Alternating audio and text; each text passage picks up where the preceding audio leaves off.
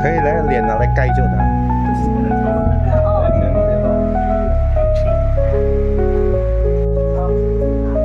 This one okay. For me better. This I mean for me lah. This one for me better lor. Một thôi à? Bao giờ thôi? This one a bit. Kita terbalik lah kan? Em còn khối lì à?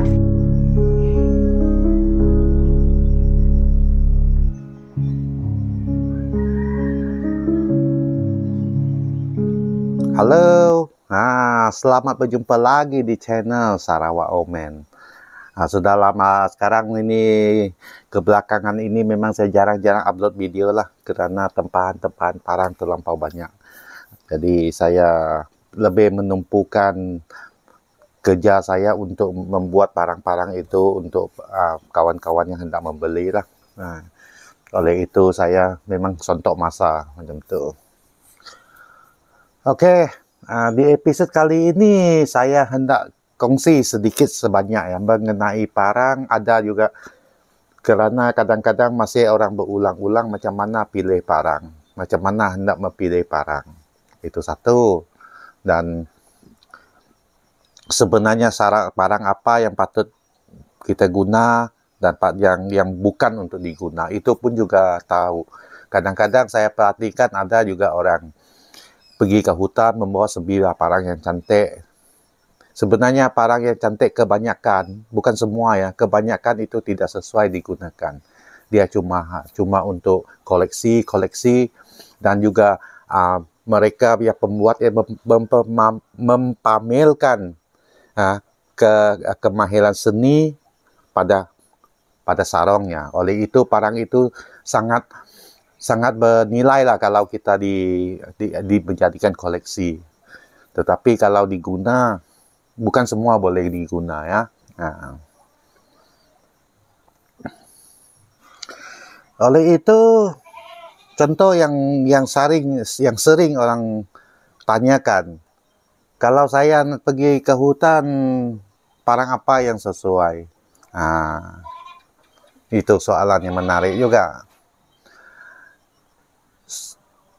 Sekiranya kita pergi ke hutan untuk tugas apa? Tugas apa? Contoh kita pergi mencari rotan, mencari rebung, mencari sayur-sayuran ataupun buah-buahan di dalam hutan. Saya rasa kalau kita tidak memanjat pokok, kalau kita bukan kerja kita memanjat ataupun mendaki, parang panjang lebih sesuai. Kalau kita boleh merintis jalan untuk memasuk ke lokasi yang mungkin semak. Contoh kita mau cari sayur hutan di situ ataupun rebung di situ, kadang-kadang paku pakit. Kita hendak merintasi sesebilah kawasan yang sangat semak itu, maka parang merintis yang sangat sesuai. Jadi parang itu perlu panjang dan ringan.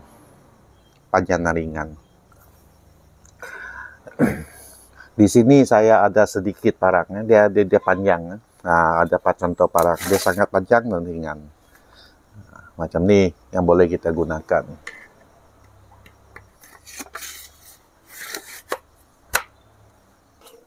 Itu tadi untuk kita jalan rata, bermakna tidak banyak bukit bukau ataupun hutan yang sederhana lah, yang tidak tebal. Tetapi kalau kita hendak memasuki hutan yang lebih ekstrim, jangan sesekali bawa parang pendek, kerana tugasnya sangat berat. Oleh itu, parang itu perlu mampu buat kerja berat. Contoh parang yang boleh membuat kerja berat, di sini kita ada latok, latok yang macam ni. Latok kalau di bawah dia juga sangatlah seksi, menarik. Macam ni. Sangat menarik parang ini. Parang latok dan juga parang tangkin. Parang tangkin 16. Kita menggunakan tidak bolehlah terlampau panjang. 16-17 itulah sangat ideal. Jadi tangkin ini tangkin yang digunakan oleh land survey. Land survey yang paling minat. Dia boleh menebas, boleh merintis, dan boleh menebang. Kayu kalau sebesar-besar ini tak ada masalah. Jangan kayu besar-besar lah. Mungkin putus juga, tapi lama kan. Jadi tak berbaloi lah. Kita menggunakan parang untuk memotong kayu besar. Zaman sekarang chainsaw sudah ada. Dulu mereka memang khas pakai kapak. Kapak memang lebih baik dari parang kalau untuk menebang pokok yang lebih besar dari badan itu kan. Boleh, tapi dia mungkin lambat sedikit. Yang satu lagi, ini. Dalam video lama sebelumnya saya belum pernah memperkenalkan sejenis parang. Dia sangat menarik. Dan parang ini bukan semua orang tahu. Bukan semua orang tahu. Mungkin ada antara Anda juga pertama kali melihat.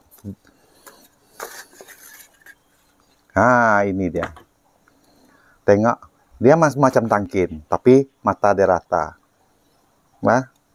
Oke. Jadi sini dia lurus. Dia gaya lurus dia ini sangat memberi hentakan yang sangat kuat ya. Jadi sangat menembang, memang parang menembang. Jadi parang ini disebut latok bugau. Latok bugau dia jangan terlampau panjang. 16, 17 itu yang paling ideal. Jangan pendek. Pendek kalau sudah pendek disebut candong lah. Kan? Pendek disebut candong. Pemana parang ini parang candong itu ditarik panjang. Seperti itu. Ataupun tangkin kepala dia dipotong. Tapi parang tangkin yang jangan menipis sangat. Kalau yang nipis sangat itu disebut tangkin penebas. Beza deh. Oke, kita perhatikan sekali lagi. Macam ni. Kalau disertakan dengan sarung, dia juga sangat cantik ya. Parang ini dilihat memang sangat garang lah. Sangat garang bukan dia mau gigit orang, bukan. Dia bermakna dia, kalau kita tengok dari gaya seperti dia sangat cukup untuk bawa pergi kerja yang lebih ekstrim. Itu dia. Seterusnya kita hendak menceritakan parang candong. Kegunaan macam mana kesesuaian ketika menggunakan candong. Kita tahu ketika kita masuk ke hutan, banyak aktiviti yang sesuai digunakan. Contoh kita memburu.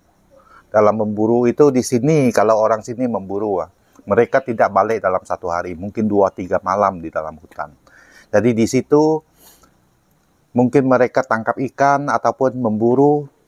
Mereka tidak akan, jarang yang mereka pulang dalam satu hari. Biasanya 2-3 hari, jadi mereka perlu bermalam di situ, membuat kemah, mencari kayu api untuk memasak, dan sebagainya. Jadi parang candong itu dia agak pendek, dia senang dibawa, kecuali ketika mereka pulang pun mereka hendak memikul barang. Jadi parang itu janganlah terlampau panjang. Contoh candong, dia adalah satu parang yang sangat sesuai. Parang ini, kalau dilihat di luarnya, kita mau review, mau tengok. Dari gagang, anyaman rotan dia, dan sarung dia, dan bilah dia, semua lengkap. Memang lengkap.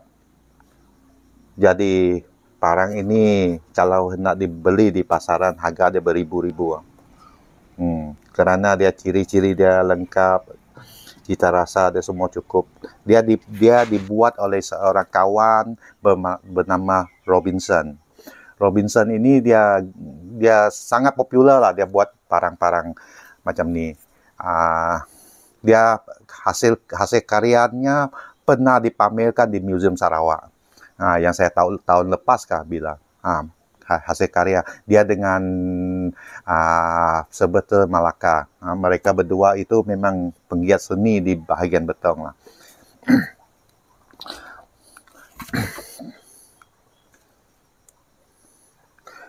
Bilah parang ini disebut tilan kemarau. Tilan kemarau ini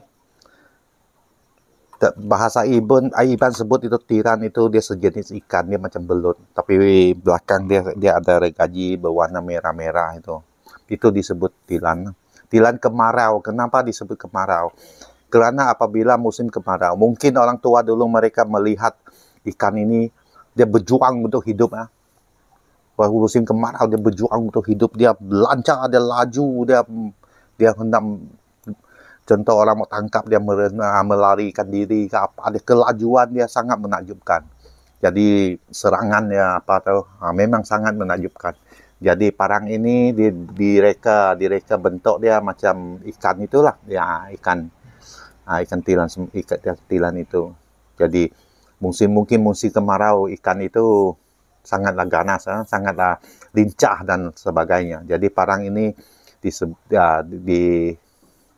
diilhamkan sebegitulah, macam tilan Semarau.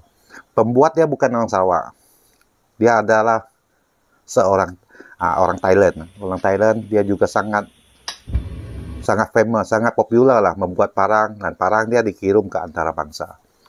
Tertariklah dengan parang Sarawak. Jadi sekarang dia semakin mencoba membuat. Jegu, the tangkin, I really like it. It's very light. It's very finely made. It's amazing how light this came out. Also like the shape. Look at how shiny it is. And the titanium ferrule. It's pretty. The color's nice. Like will this change in color someday? Was this heated to make it look this way? Nice.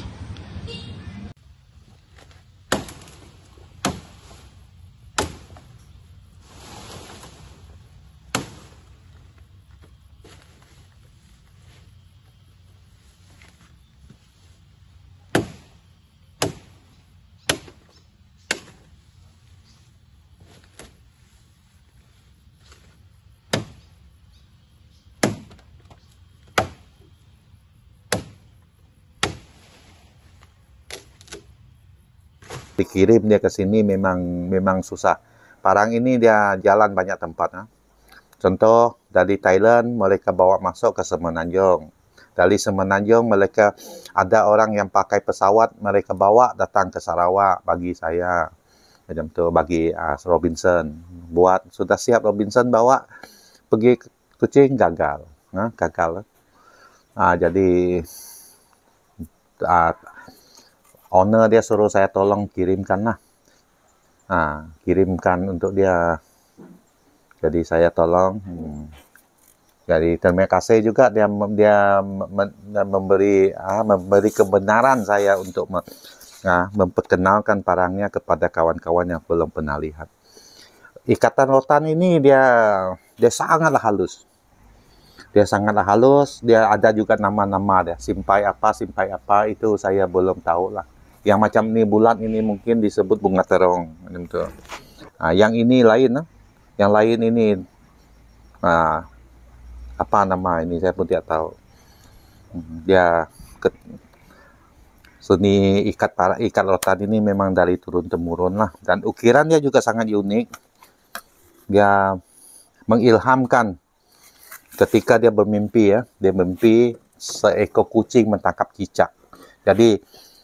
Jadi ilham dia membuat ini adalah harimau. Kalau tengok macam tu memang mungkin tak jelas lah. Dia ada beberapa ekor kepala harimau seperti menggigit sesuatu macam tu.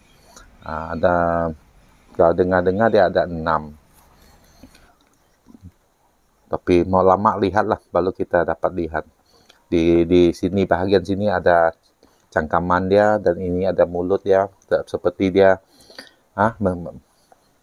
menggigit sesuatu. Yang ini adalah buaya. Dia buaya dan di sini kalau saya nampak Dia buaya, dia seperti macam kita lihat tak jelas, tetapi kita tahu apa benda ini.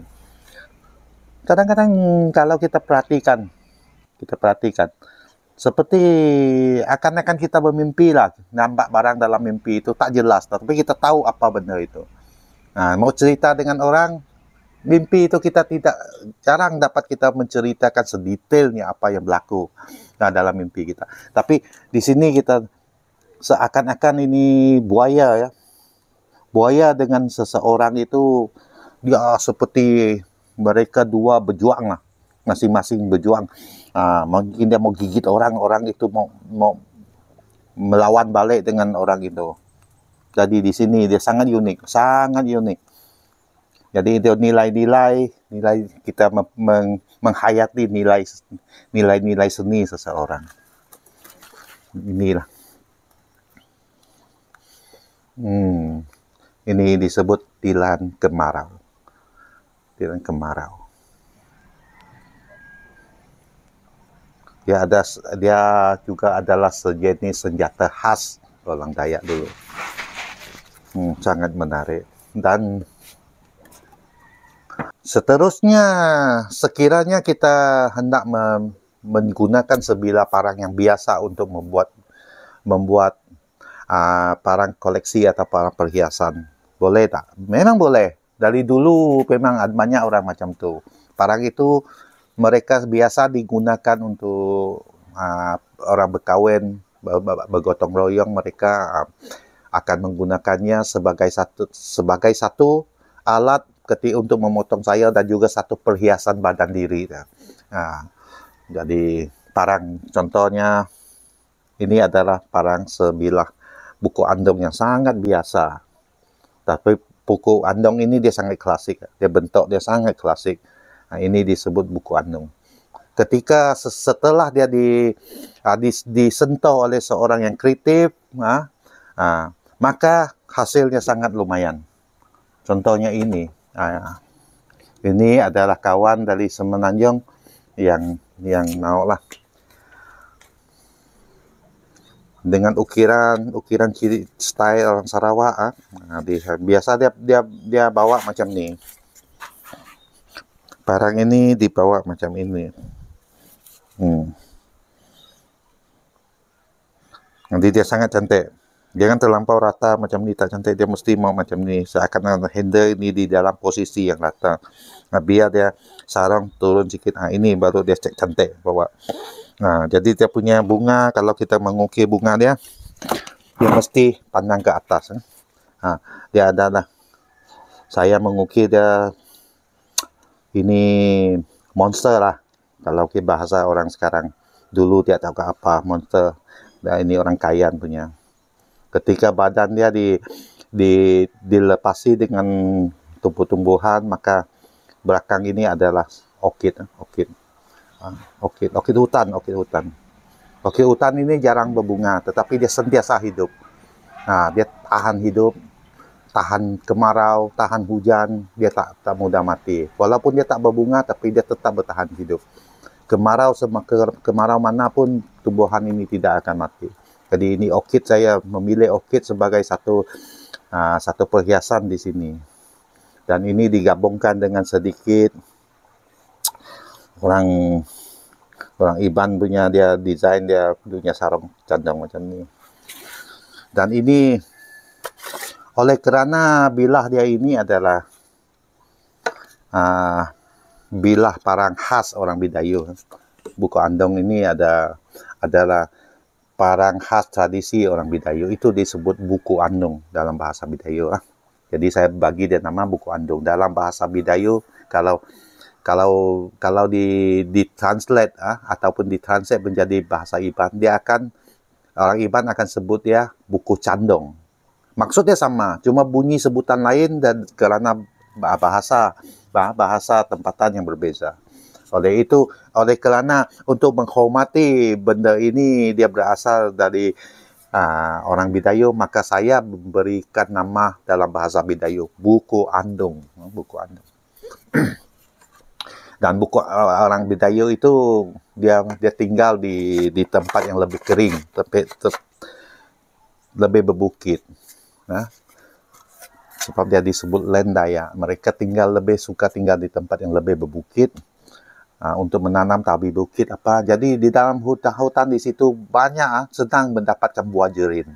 Buah jerin ini dia semua bangsa orang pun suka buah jerin. Buah jerin ini semua tahu lah buah jerin, dia berwarna hitam. Jadi ini handle ini menggambarkan buah jerin. Buah jerin disertakan dengan sedikit ukiran. Jadi pada zaman dahulu buah jerin ada musimnya. Bila musimnya sudah sampai, memang buah jerin itu memang makanan yang lazim orang makan. Senang didapati dan juga dia memang sedap lah. Kalau orang yang suka, memang dia sedap. Jadi pesanan saya, jangan saya buat hilang lah. Saya hilang, saya tak boleh buat. Kalau parang hilang, macam saya cakap ini parang macam ni boleh. Hilang saya belum layak lah. Itu mau belajar dengan orang lokal, orang Iban yang lebih mahir seperti Rod Winson macam tu. Okey lah kawan. Macam ni lah kita sampai ke penghujung rancangan kali ini. Sesiapa kalau kawan-kawan di Semenanjung tengok video saya ini, fahamlah cara saya kirim barang ke Semenanjung itu bukan macam kita kirim apa-apa macam tu kirim saja. Dia perlu ada orang yang membantu, tapi bukan kerja haram itu. So, yang membawa itu yang boleh kan. Jadi memang macam tu lah. Bukan kita membuat kerja haram, polis boleh tangkap punya kerja itu, tidak. Dia secara juga apa tu, ada ikut peraturan law lah, tidak melanggar undang-undang, tetapi dia kerja memang susah sikit lah, rumit sikit macam tu. Okey lah. Terima kasih kerana menonton rancangan ini, dan sedikit sebanyak yang saya tahu sudah saya kongsikan kepada tuan-tuan, puan-puan semua. Oleh itu kita sampai ke hujung rancangan. Semoga video ini membawa manfaat, dan berjumpa lagi di episod yang akan datang. Terima kasih menonton. Thank you.